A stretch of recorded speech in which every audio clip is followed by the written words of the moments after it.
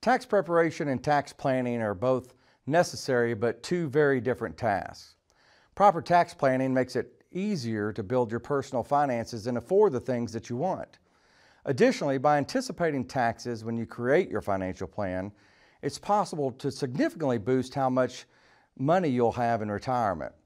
Often when it comes to tax prep and planning, we as planners or investors utilize a CPA for this expertise, which leads us to our very special guest and valued team member at MCF, Natalie Schuler.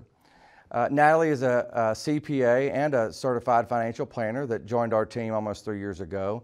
She has over 17 years of experience in public accounting and now uses her expertise in serving MCF clients with tax planning, financial planning, and tax preparation. Natalie, thanks so much for joining us today. So let's start with the basics. What is tax planning? Tax planning is the analysis of a financial situation or plan to ensure that all elements work together to allow you to pay the lowest taxes possible. A plan that minimizes how much you pay in taxes is referred to as tax efficient. So tax planning should be an essential part of an individual investor's financial plan. Well, what tax considerations should there be for those who are nearing or planning for retirement? So first is really identifying taxable income versus non-taxable income. Most retirees will be drawing Social Security, and it's important to keep in mind that Social Security income is taxable. The government does give you a little tax break. The amount of taxable Social Security depends on what other taxable income you have. So up to 85% of your Social Security benefits may be taxable depending on the amount of income you have from other sources. So if your income is less than $25,000 on a single return or $32,000 for a joint, your Social Security benefits are tax-free. And then individuals with incomes between $25,000 and $34,000 pay tax on up to 50% of their benefits. Those with income over $34,000 pay income tax on 85% of their benefits. Other types of taxable income during retirement include distributions from traditional IRAs and 401ks. You can also have HSA distributions, and HSAs are a great vehicle to save and use later in life for medical needs. So as long as you are using HSA distributions for medical purposes, there's no tax on the distributions. Okay. One approach is to use accounts with a variety of tax treatments so you can better control your taxable income in retirement. How are retirement accounts taxed in general? So withdrawals from pre-tax 401ks or 403bs and traditional IRAs are taxed as ordinary income. Roth 401ks and Roth IRA distributions are tax-free when you withdraw that income. If you've got brokerage accounts and annuities, most of those are taxed on the investment gains. You'll pay tax on the interest and dividends earned each year. And then capital gains that are realized when distributions are taken from those accounts are taxed at lower rates than your other income. After I stop working and my income is potentially lower, how can I take advantage of a 0% or a low tax rate? So during the time between when you stop working and when you begin taking required minimum distributions at age 72, you can consider these opportunities with your financial advisor. So first is the standard deduction shelter. So if you're able to cover expenses with savings or other cash accounts, consider taking advantage of the standard deduction, which currently is $13,850 for single or $27,700 for jointly. Depending on your other income, you could use the standard deduction to shelter up to $12,950 or $25,900 withdrawn from a taxable account, such as a 401k or IRA, every year without paying federal income tax on that money. So income above the standard deduction amount starts being taxed at the 10% rate. So if you have started taking Social Security benefits, those amounts should be considered in the calculation because depending on the amount of the Social Security benefits, some of those benefits may be taxable as well. The second thing to consider is a 0% long-term capital gains tax rate. So while your income is lower before your RMDs begin, you may be eligible to realize gains at the 0% long-term capital gains rate.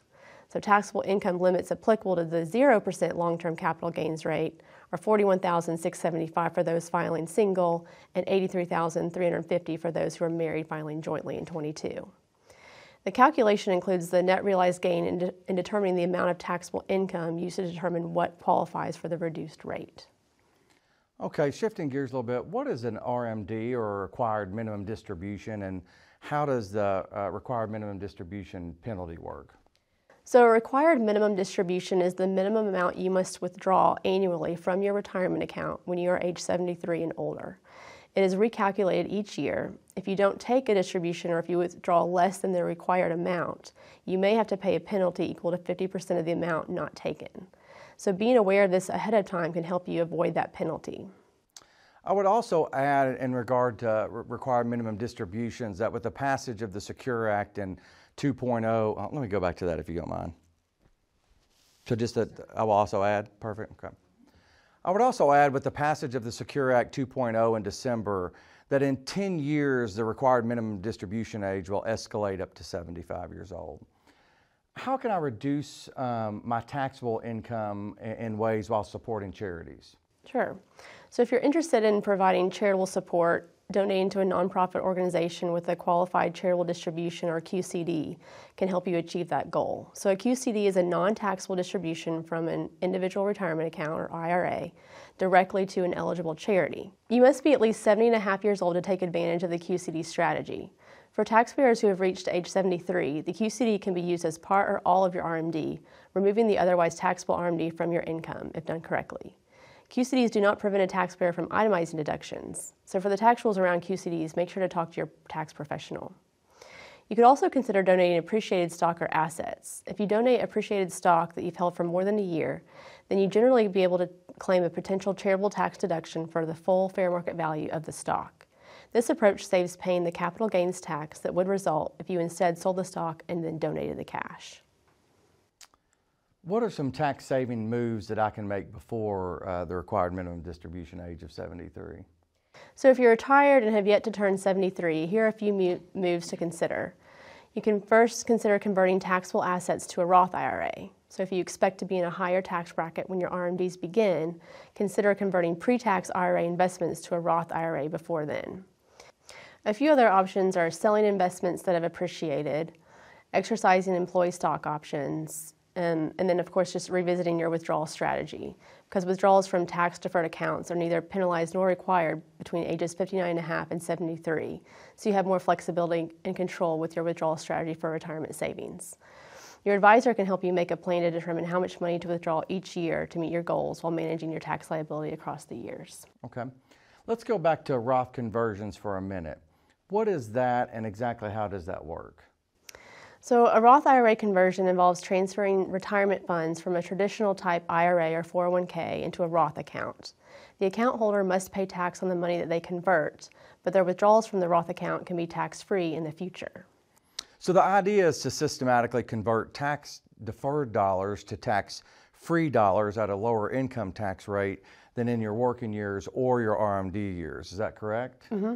Are there any times when this doesn't make sense? I don't think there's a black and white scenario that says if you have this much income or this much in assets to do or not to do a Roth conversion. If it's a difference between the 10% or 12% bracket, no, I don't think it makes a lot of sense. But if you think you'll be in the 24% tax bracket in RMD years and you're in the 12% tax bracket now, I think it's definitely something to consider. Great. Understanding your prospective tax outlook can save you money over the long term by creating tax efficiencies year to year. Being proactive is a key component, so contact your tax professional and advisor to start planning prior to and through retirement. Be on the lookout next week for content related to life insurance and long-term care as well. And be sure to sign up for the live webinar on estate planning with another special guest that is always very popular. Until next time, so long everybody.